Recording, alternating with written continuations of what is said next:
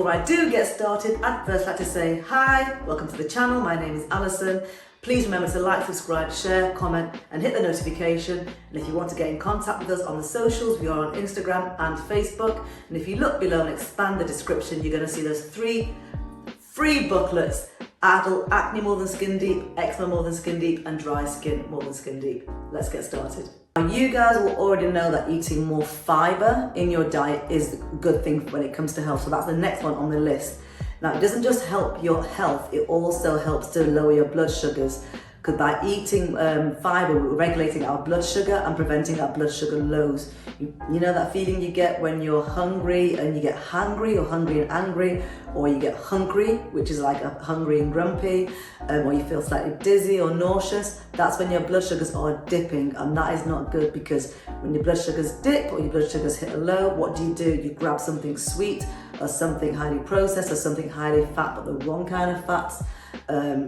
You need to make sure you're eating enough fiber so you don't get that dip in your blood sugars. Now, I know with something like that, it can be easier said than done sometimes. I know in my 30s, when I was on the go constantly, and I didn't really worry about my health and my diet, but I did have acne. I would quite easily have a packet of biscuits in my pocket, in my handbag, and I would eat a whole packet of biscuits and then chase it off with a big bag of crisps, flavoured crisps, not think about it, not even realise it's triggering my acne.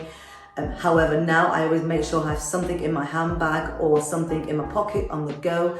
But what I also do, as I mentioned previously, I switched from having white rice to brown rice. I've switched from having, for example, having rice all the time. I have quinoa instead. It's really simple to do. You cook it as if you're cooking rice, then drain the water off and it's ready to go.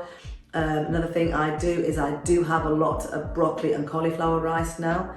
So I'm having more fibrous foods to make sure I'm fuller for longer. But when I do get hungry, I don't prevent myself from eating. I just make sure I choose something that is not going to spike my blood sugars. So you won't get me grabbing a chocolate bar anymore. You won't get me grabbing a bag of crisps anymore. If I am hungry, I'll know to choose something either high fat, like an avocado, or something quick, like a banana with peanut butter, for example. Now, based on the fact that you guys are already watching this video, I would say it's more than likely that you're pretty much aware of how you're eating and ways of eating better. It's more than likely it's just that you're not eating enough of the high fiber foods or the plant-based whole foods. So what I tend to do now is, first of all, I don't have a massive plate anymore, and I'll have a slightly smaller dinner plate. I'll fill half of that plate with vegetables, like literally about 3 or 4 different vegetables.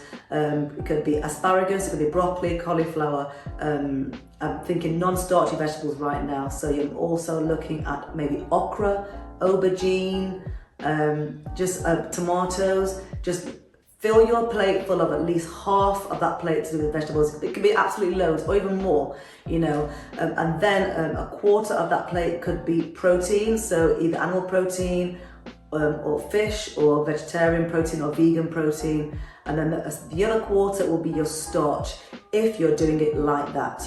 So the last quarter of that plate could be brown rice for me, or quinoa. There's some days I don't have any starches at all, because I might have my broccoli or cauliflower rice that I mentioned on there instead.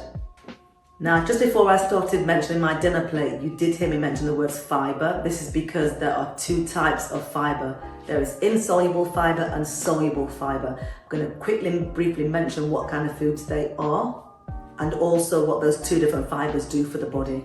Now, soluble fiber is simply fiber that dissolves in water, and it slows down the movement of food in the gut, and it helps to improve your blood sugar management.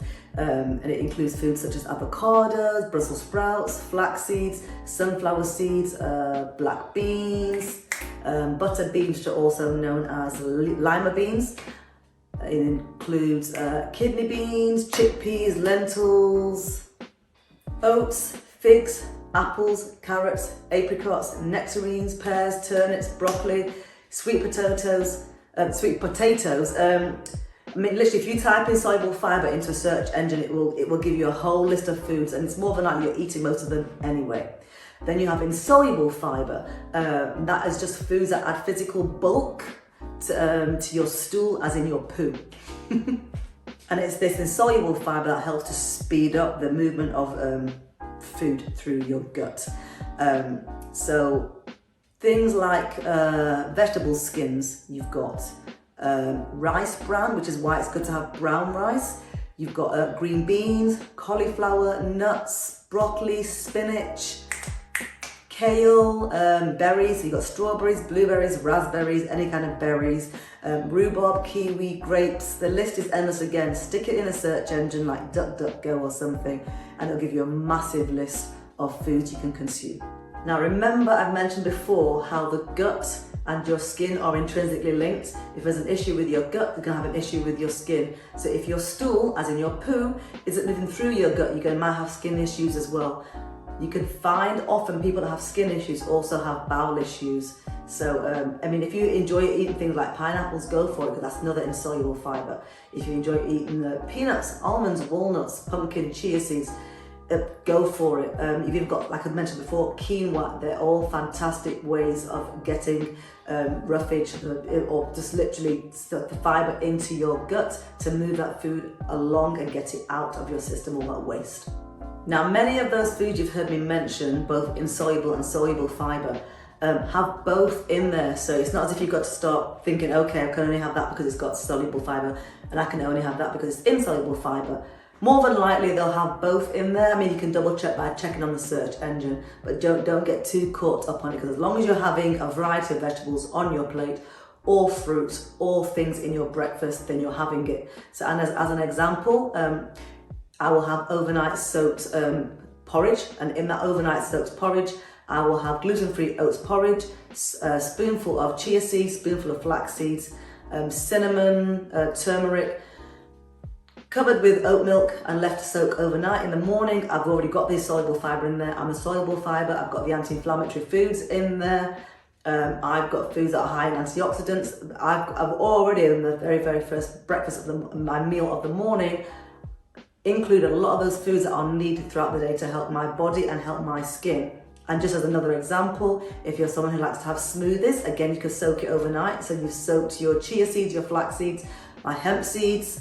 I'll soak that with, again, with oat milk or almond milk or coconut milk, or even just sometimes water.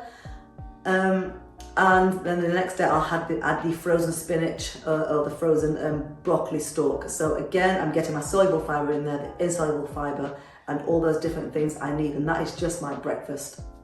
It's not that difficult to do. I mean, you can even have, if you are not vegan, you can then have scrambled eggs and avocado. Again, a nice and easy breakfast. If you want fish, you can have your wild caught smoked salmon. You can have that with scrambled eggs and avocado on the side. You can have asparagus as a starter if you like your warm meals first thing in the morning.